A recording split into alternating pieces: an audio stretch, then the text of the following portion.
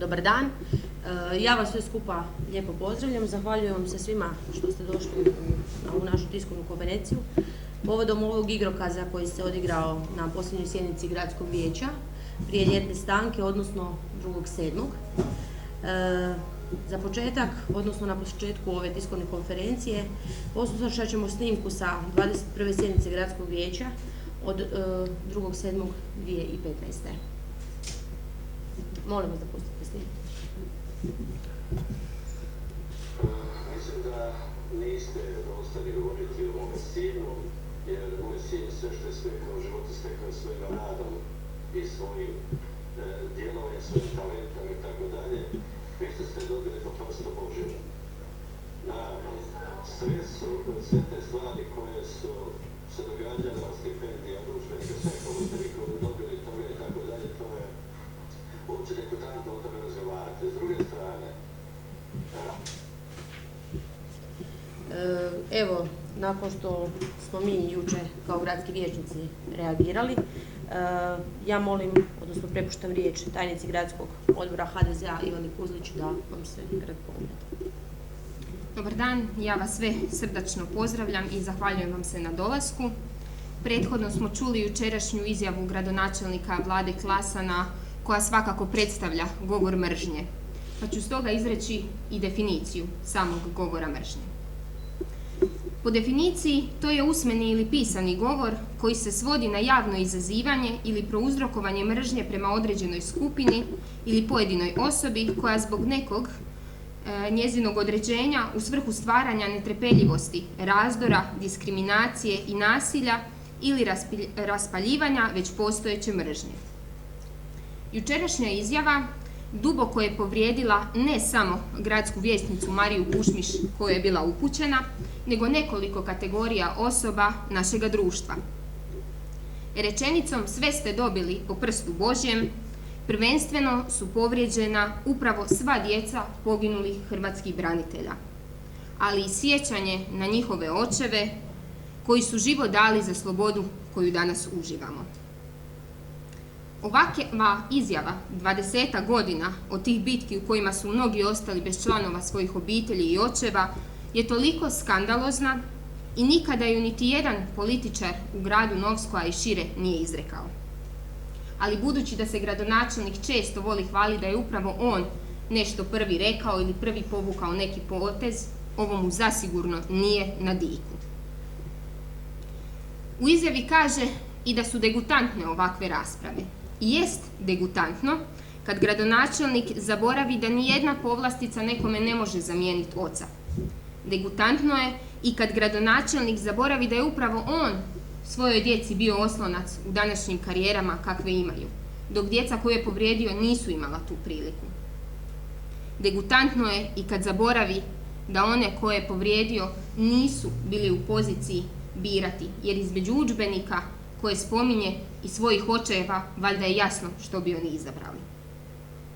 Meni je iz pozicije djeteta branitelja i dragovoljca koji se na sreću živ vratio iz Domovinskog rata teško opisati prazninu koju imaju oni čiji se očevi nisu vratili.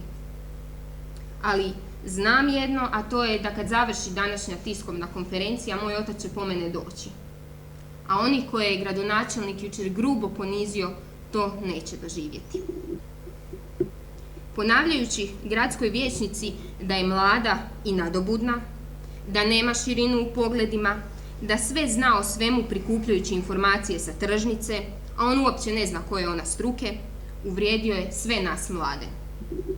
Valjda mu na čast treba biti što u ovom sazivu gradskog vijeća ima i mladih, što mu se ne libe postaviti pitanje o možebitnom njegovom sukobu interesa. Ali svime ovim gradonačelnik pokazuje svoje pravo lice. Pokazuje ga već i kroz samu diskriminaciju pri obraćanju. On se svim vijećnicima obraća sa uvaženi vijećnici, jedino se Mariji obraća sa mlada vijećnice. Pokušavajući pokazati valjda da je ona zbog svoje mladosti nezrela, iako su je upravo građani ovoga grada birali u to isto gradsko vijeće. I za kraj uvrijedio je i sve žene. ali da seksističke izjave i potezi gradonačelnika nisu usmjereni samo na naše članstvo, pokazuje i sljedeća fotografija. Pa vas molim da pogledate ovo što smo ovdje pripremili. Dakle, poštovani mediji i svi okupljeni, ovo je pravo lice gradonačelnika Vlade Klasana.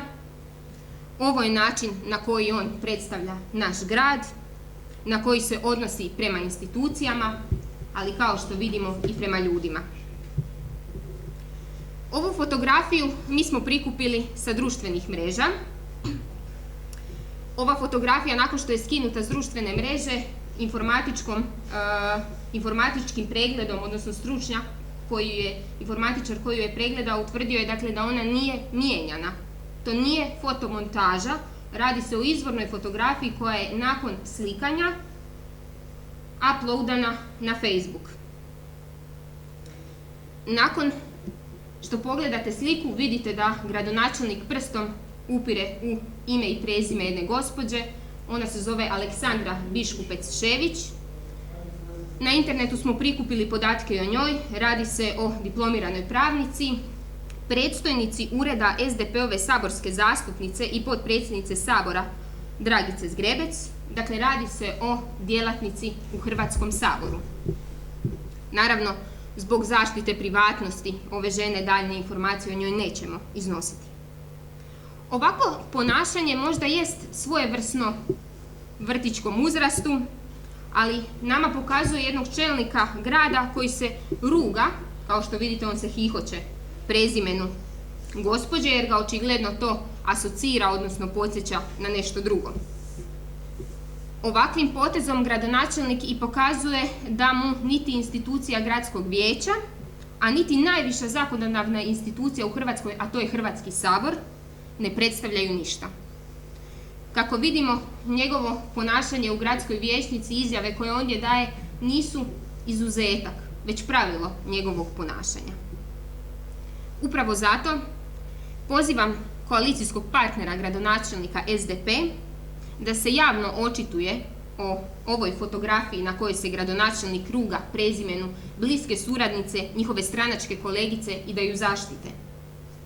Ali pozivam i gradonačelnikovog drugog koalicijskog partnera HSP da ako jesu istinski pravaši i ako nisu zaboravili na svoje domoljublje, da se ograde od ove ponižavajuće izjave dane o djeci poginulih hrvatskih branitelja.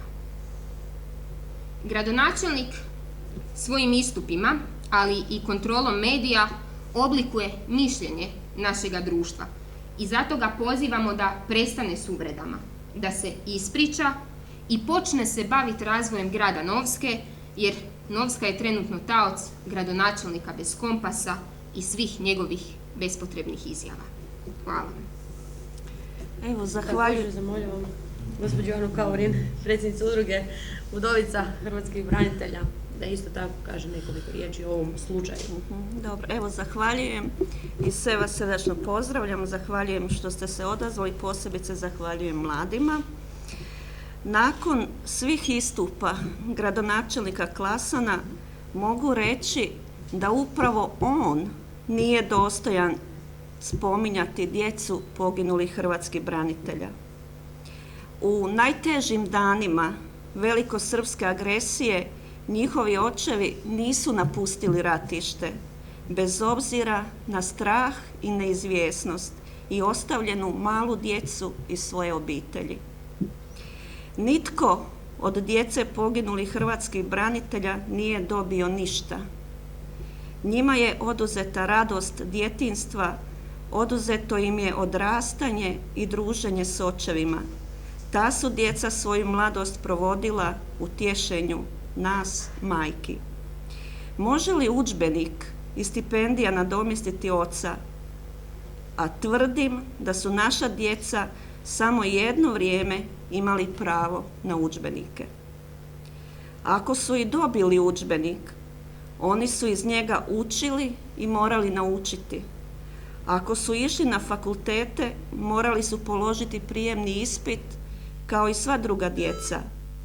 Ako su dobili stipendije, i druga djeca su primala i primaju stipendije. U svim ostalim životnim izazovima naša se djeca moraju nositi kao i svi ostali građani Republike Hrvatske. Nismo dozvolile da naša djeca nose sintagmu ratne siročadi.